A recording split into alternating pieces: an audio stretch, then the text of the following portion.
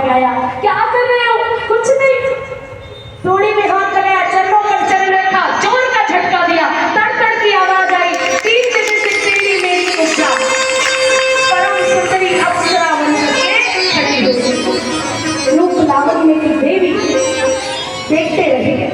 अब अपने आप की छवि को देखकर यह भी संकोचित हो गई, शर्मा गई और कहती है कुब्जा कि प्रभु मेरे घर चलो, मेरी कुटिया को पवित्र कर दो। बोले आऊंगा, लेकिन पहले मामा से दोनों हाथ कर दो, समय नहीं है मेरे पास, बाद में आऊंगा।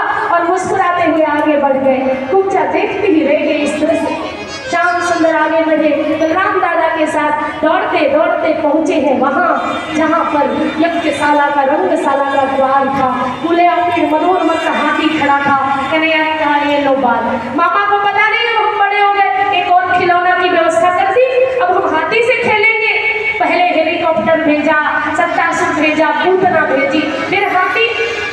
कृष्ण और बलराम खेलने लगे। कन्हैया ऊपर चढ़ गए पीठ पर, ये लेट जाता है और उनको मारने के लिए उठकर खड़े हुए तो हाथी भी खड़ा हो गया, चरणों से पैरों से कुचलने ही वाला था।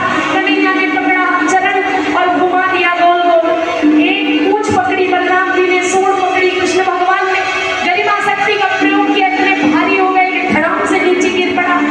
फिर पूंछ को पकड़कर बलराम जी और सूंड को पकड़कर कृष्ण जी खींच रहे हैं ऐसे जैसे छोटे बच्चे बचपन में गुब्बारे को खींचते। देखते ही देखते खुले पीड़ा हाथी, जो मनोन्मत्त मेरा महावत का हाथी था, बहुत खतरनाक, उसको ढेर कर दिया। मुष्टिक प्रहार करके बलराम जी ने गोविंदा खुले अपने हाथी का गोविंदाय नमो नमः हुआ। आगे बैठे, आगे पहुंचे, चले। जैसे प्रविष्ट हुए तो 4 मोटे तगड़े पहलवान पुकारने लगे अखाड़े में, सल दोसल मुष्टिक और चाणूर, आओ आओ स्वागत है तुम्हारा। जब तक मेरे पास नहीं आओगे, युद्ध नहीं करोगे, रंगशाला में प्रवेश नहीं मिलेगा। एंट्री फीस तो देकर आए हैं, तो क्यों नहीं जाने देते? बोले फॉर्म फिलअप करो। पहले एंट्री फीस दी, अब यहाँ आकर के अपना फॉर्म भरो, तुम्हारी योग्यता है कि नहीं, तब अंदर जाने पाओगे।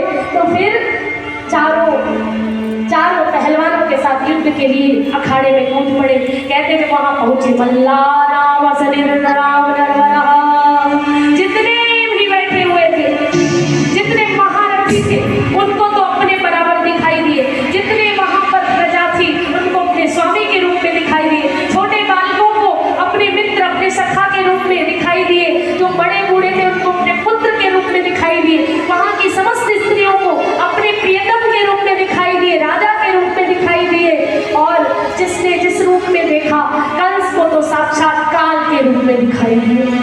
जाती रही भावना जैसी, हरिमूरत देखी तिन तैसी।